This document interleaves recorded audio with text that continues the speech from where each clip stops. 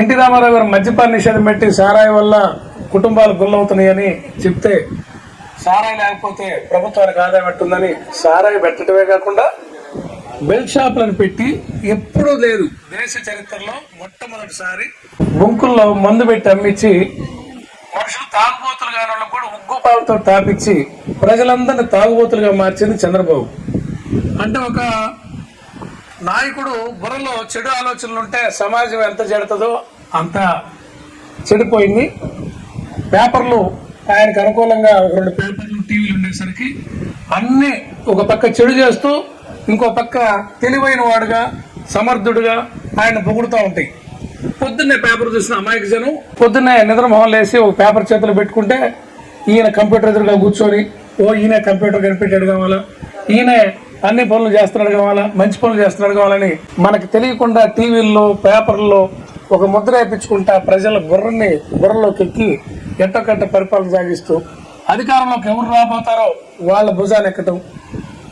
వాజ్పేయి గారు కార్గిల్ యుద్ధం చేస్తే వాజ్పేయిని గెలిపించాలని ప్రజలు అనుకుంటున్నారు కాబట్టి ఆయన భుజం ఎక్కి కూర్చున్నాడు, ఆయన ఈ పెట్టి కూర్చున్నాడు.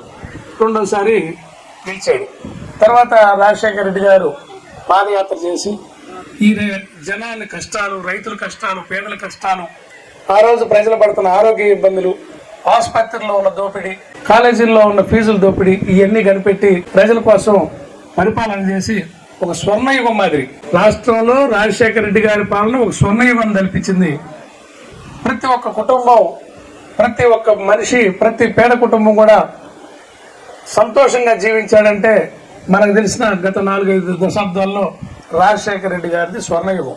అయితే ఆయన దురదృష్టవశాత్తు ఆయన మరణించడం, ఆయన కుమారుడికి పేరు రావడం ఓర్చుకోలేక చంద్రబాబు నాయుడు కూడా కాంగ్రెస్ వాళ్ళతో కలిసి, ఆనాడున్న కాంగ్రెస్ వాళ్ళతో కలిసి జగన్మోహన్ రెడ్డి గారిని, అంటే ఎక్కడ రాజశేఖర రెడ్డి వారసుడు రాజశేఖర రెడ్డి లాగా పేరు తెచ్చుకుంటాడో వాళ్ళకి ఒకసారి కుర్చీ దొరికితే వాళ్ళు చేసే సర్వీస్ ని మనం మరిపించలేము, ప్రజల గుండెల్లో వాళ్ళని చెరిపేయలేమని చెప్పి ఆయన్ని ఆనాటి కాంగ్రెస్ నాయకులతో కలిసి చెడు మాటలు చెప్పి కుట్రలు చేసి పత్రిక లెటర్లు రాసి కోర్టుకి సమాజంలో ఇన్ని ఘోరాలు నేరాలు జరుగుతుంటే సుమోటగా తీసుకోవాలి. కోర్టు కూడా ఆ రోజు వీళ్ళ ఒక ఉత్తరాన్ని సుమోటగా తీసుకోవటం, ఒక కుట్రపూరితమైన ఆలోచన చేసి జగన్ అన్నని జనానికి దూరం చేయాలని ప్లాన్ చేస్తే 16 నెలలు జైల్లో ఉండి బయటకు వచ్చిన జగన్మోహన్ రెడ్డి గారు కసిగా వాళ్ళ తండ్రి ఆశయాలని కొనసాగించాలని నడిచి పాదయాత్ర చేసి ఆయన కంటే ఒక అడుగు నేను సంక్షేమం ముందుకేస్తానని చెప్పి